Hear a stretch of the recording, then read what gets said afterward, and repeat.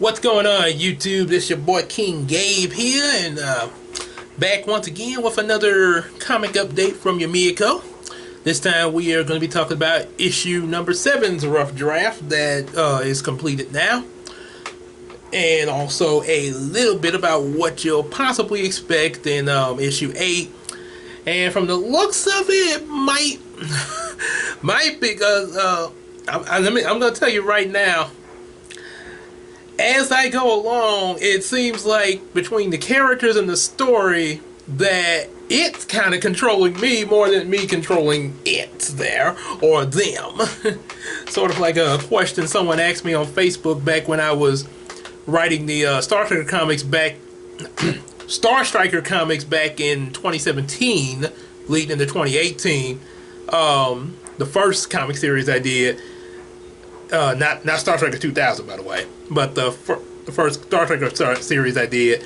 They asked me, "Are you writing the story, or is the character telling you what to write?"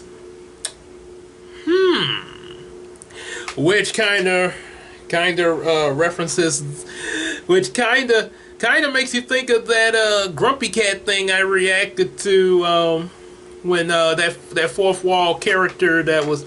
Like, when he's like, "It's Critic, it's Doug." Ah! Yeah, she was just messing everything up, and then further back, with the Boldly, with the movie that Doug made, to Boldly Flee, where Nostalgia Critic talked with the writer. So, yeah, it was so quite a bit of the yeah, okay. So I went off, almost went off target there, but yeah, pretty much like this. So that's kind of how it feels with writing this so far. So you see, I just lost track just a second ago. So apparently, yeah, just like Hiko, apparently that was a little ADD case right there. It has something, yeah, it still kind of happens sometimes, yeah. So anyway, last time we was talking about issue number 6. Punibion was attacking with his mechanical trio, Paper Eater, Space Bite, and the Monster Turtle. Brownie suited up in his battle suit for the first time at the end of issue 5, leading into issue 6. Went into the battle with them, told Hiko to get everybody to safety, but Hiko was like, "No, I can help." And things ended up getting more and more messed up. Hiko felt bad about all this, of course, after Sakura had to come in and save him and Brownie, causing Punibion to retreat. So then Juli got a hold of Hiko and calmed him down and said that, there is a way I can help you learn, I can help you focus without your medication, the same way I did with learning my psychic powers at a young age. So we got that, and then of course, as I also mentioned, everybody's like, "Hey, we're all in." Naomi admitted the fact that she was autistic, and then of course Sakura came in, offering to help, and everybody's like, "Wait, who is that?" Hiko actually knows who this is, and it ends on a cliffhanger where Hiko says, "Sakura?" Like, what? So now, issue number 7, Hiko's like, "You're Sakura Chu. Wait, you know her?" Turns out Hiko knows her from a movie that he watched 3 years ago, Secrets of the Tiger Blade. Never really thought I would see you in person like this. This is actually, the fact that Sakura is somebody from a movie that Hiko has seen. This is actually referencing, since this series starts in 1999 leading into 2000, so yeah, they're in the it's starting in the summer of 1999. So 3 years ago obviously would be 1996. This was the year that the movie Matilda came out, and I actually saw that movie when it came out. And matter of fact, back then when I first saw the movie Matilda, I just knew her by Matilda. I didn't know her by her real name, which is of course Mara Wilson. And back then, as a kid, I kind of had a little crush on her there. Yep. So yeah, it's sort of a reference to that. Me kind of seeing a movie and imagining what if I met this character.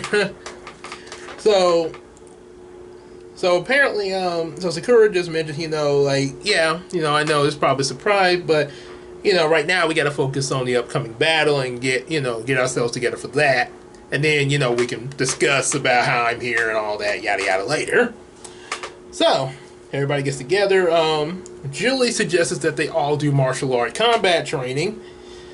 And Hiko wonders how is this going to help with him focusing his magical powers.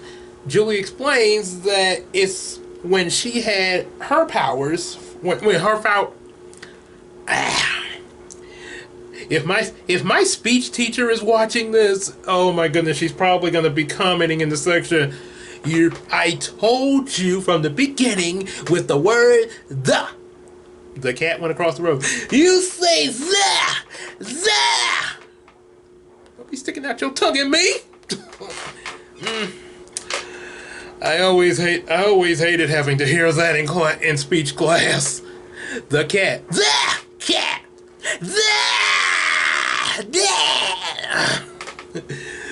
So anyway, enough silliness there. So yeah, Juli mentions that when her powers first developed, it was hard for her to control them, and her grandparents taught her martial arts to help sharpen her mind to focus it. The more she trained, the more she was able to focus with controlling her powers. Zayden makes another movie reference. Ooh, that sounds similar to that Karate Kid movie, referring to the 1980s one, because remember this is taking place in 99, so Jaden Smith Karate Kid had not come out yet. You mean Karate Kid where he's like, wax on, wax off, wax on, and then Sakura rushes over and flips Zayden, mouth off, which is also a reference to Jim Henson Ninja Turtles 2, when Michelangelo was like, hey guys, check this, wax on, wax off, wax on, mouth off. Hey, everyone's a critic. So then so of course Zayden's kind of ticked off about what's the big idea? Expect the unexpected. Well, unexpect this. And turns out Zayden and Sakura get to spar with each other, which results in, of course, Zayden trying to show off his Zayfu like he did in issue 1, rough draft. But Sakura gets the drop on him there. Ends up getting the drop on him, flipping him again. Sort of like Buddy Love did to Reggie and Nutty Professor. Watch my feet, watch my feet. Come on with it, come on with it, come on with it.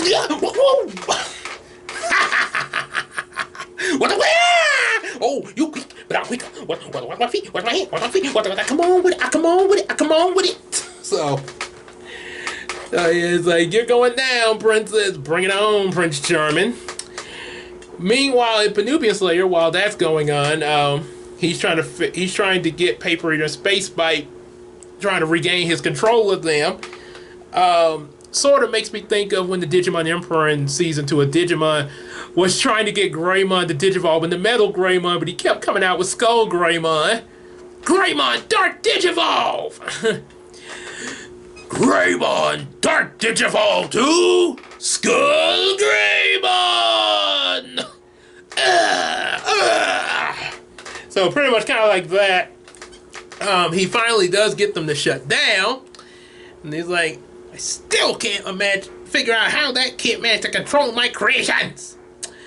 But he is going to be determined to get these things under his control and be in Ramon's good graces. Now, I'm not sure if I mentioned this in any previous video, but there was at first going to be a thing where Punibion was going to talk about trying to betray Ramon. I still haven't. He's still going to do that, but I decided not to put it in there just yet. This is something that would come later. Later, Punibion would develop a hatred for Ramon. And as I go through, discussing about these different issues, eventually we will get to why that happens. So yeah, it's gonna be a build up to that. So anyway, Zayden gets flipped by Sakura. Sakura suggested the same thing that I suggested about Reggie's character in the Professor. Don't announce your attack. Yeah, you lose the element of surprise. Yeah, because Reggie kept telling him, watch my feet. If you watch his feet, you're going to know where he's going to kick. Watch my feet, watch my feet. I come on with it, I come on with it, I come on with it. So apparently, we get some, there's just kind of a brief, it's going to be a brief month. I was going to go into detail of the combat fights there, but I thought I'd just trim it to some, so you can get, Brownie, he spars with Tim, Naomi and Melina, and then last Juli and Hiko. Later that evening, everybody takes a break. When Brownie's grandparents and his mom bring them some pizza to eat. Always good to have some pizza. Zayden, of course, he notices Hiko looking a little worried, and he's like, "What's wrong, buddy?" Hiko's stating, he's really hoping that he can focus his magic when Punibion shows up. Now, even though, Julie did explain the purpose of the martial arts to focus the mind, but Hiko still, he's kind of, part of him kind of, he is going with this and, wanting to believe that this will work. But, there is that little bit of doubt. It's sort of like, like a struggle in the mind, like, is this going to work or is it not going to work? So Zayden, of course, kind of peps him up, saying like, hey, compared to me, Hiko, you got a higher chance of winning. And then Sakura, of course, makes a smart remark to say, aw, that's nice of you to admit someone's better than you, Zayden. Will you zip it, Sakura? I'm giving you a compliment. Now it's not no fighting while we're eating, kids. That's Brownie's mom speaking that. The thing that's happening here with Sakura and Zayden, Sakura actually kind of like from them first beating each other, Sakura kind of has a little bit of an interest in Zayden. But the thing is, the reason why it doesn't seem that way is because Sakura is a type of person, she likes to mess with people, with kind of be sarcastic and stuff, sort of like Jeffrey in The Fresh Prince. If that's a groove, the Grand Canyon's a ditch. D-I-T-C-H, I didn't say the other word. Just wanted to clarify that to keep this PG. Yeah. Oh, little message from Dana there. Give me just a second, but I just wanted to clarify that. Also, it's also she's sort of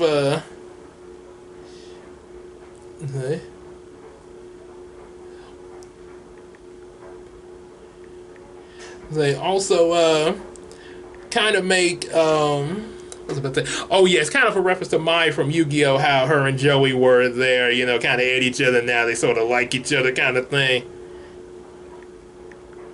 Yeah. So there's that, and of course I'm reading my text message. I'm sorry. So they give Hiko a little pep talk there. They actually quote a couple of scriptures there, Philippians 4:13. Then there's also Mark 11:22-24. It's inserted in there. Talk about that as well as pepping him up a little bit. But then they notice Naomi is missing, and they find Naomi. Turns out Sakura tells them that Naomi wanted to train a few minutes, but she thought that she'd be back by now. So Hiko goes to find her and finds her trained. She's been trained so hard to the point where she's tired, and Hiko just so happens to catch Naomi just as she faints. They get her to the hospital. Also with Punibion, he's got the machines working back, and he's like, "Oh, tomorrow morning they're gonna be Yeah. They're gonna be this. They're gonna be destroyed. I'll rule the world. Got that kind of going on. Got that going on. So then of course at the hospital, got one of my plush toys. I'm gonna draw in there. It's the Doctor Murray Wilson. Well, I'm calling him Murray Milton here. He was a green mouse that I used to have back in middle school there. Yeah. Sorry about those interruptions. I'm texting Christina here. I'm so sorry about that there. I usually get. Gonna have some nachos today there. That's what I'm making. Yeah, ask me about the cheese I wanted there. Okay. So, alright, let me get this wrapped up real quick so I can go get her. So she didn't. So yeah, we get an appearance from an old friend of mine back then. Naomi, Hiko goes in the room to see about them. Because he says only one person can go in there. Obviously. Yep. So so Naomi wakes up, sees Hiko coming in, and is like trying to keep a chipper attitude there. Hey. And I love hearing that Spider-Man music, by the way. So she asks about going back to train some more. Hiko tells her, you really need your rest. Naomi then gets a bit sad, trying not to cry, saying that she doesn't want to let anybody down, and it gets emotional here. She feels like the fact that she passed out and everything, that if something like that happens, that she'll let her body down, and she goes in to telling Hiko about how a lot of time when she tries really hard to do something right, like at school for example, she loses control of herself, and some people say that she acts really weird or crazy, and that's when she starts tearing up, and so she ended up being homeschooled and didn't make very many friends, and she never told anybody about how she was feeling about this sometime, and felt like an outsider except her parents and her family. This is actually a thing with autism there, as I heard from Nicole in her videos of her growing up. Now, of course, it was. I'm not exactly sure how she probably took it growing up. I just know she explained about that, about trying to make friends and stuff like that. But yeah, in Naomi's case, it is pretty emotional with her, and she's opening up to Hiko about this, even to the point of crying a little. There, they say how it's hard for her to understand other people, which makes it even hard for them to understand her. So Hiko takes a piece of Kleenex and wipes Naomi's eyes there, real sweet. And he mentions that he doesn't really know much about autism, nothing like that. It's kind of like me back at that age there, but he really does want to learn how to understand her. Definitely because of how much he likes her and everything. He really wants to understand, especially seeing her like this, in order to help her out. And he mentions how in the second grade he had a speech teacher who treated him like a burden. What I just mentioned with that, and a lot of the kids most of the kids around him at that time, back in second grade, made fun of him, calling him a weirdo. With his old ADHD and all that. But his family, mother and family, and the help and the grace of God, they was able to help him pull through this, pretty much like how everybody's pulling him through, where they can all, stand together against Punibion. And he says, yeah, just like I got through it, yeah, we're gonna get through this there. Now the fact of him having to sort of cheering Naomi up is kind of helping even more so, and even pepping him up there. Like, yeah, because he really wants to now be strong, to help her be strong. And Naomi's like, so Naomi says that she'll do her best and try not to overdo things, and even states that she really feels comfortable around Hiko. Ooh.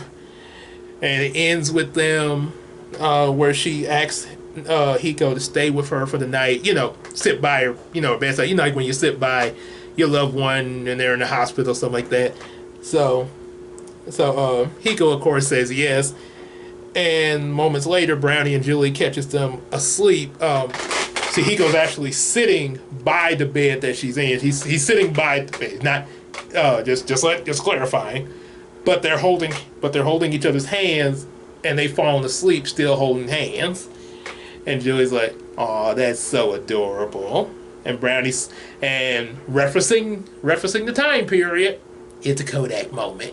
And it ends with them having a dream, both having the same dream of watching the moonlight in the forest.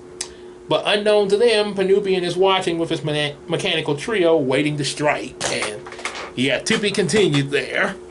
And when I go into writing issue 8, it's going to pick up right from there at sunrise. Somehow Punibion is going to attack them in their dream as sort of a warning. They'll wake up and they'll get another warning, not only Hiko and Naomi, but everybody. And it's going to be like, hey, we got to go stop Punibion. So it's pretty much what we're leading into there. Hope y'all enjoyed that. It's pretty much all I'm going to say until the next updates. Like, gotta go get the missus from work. So share, definitely let like and share with your friends, subscribe. Also be sure to check out the other videos as well. Buy some of our available comics and support us on Patreon. And we will see you again with another video, possibly either update or probably or if not the random videos, you'll probably be seeing us back at church. Oh yeah, we're coming back to Brookwood, so we're gonna be continuing that playlist. Hallelujah.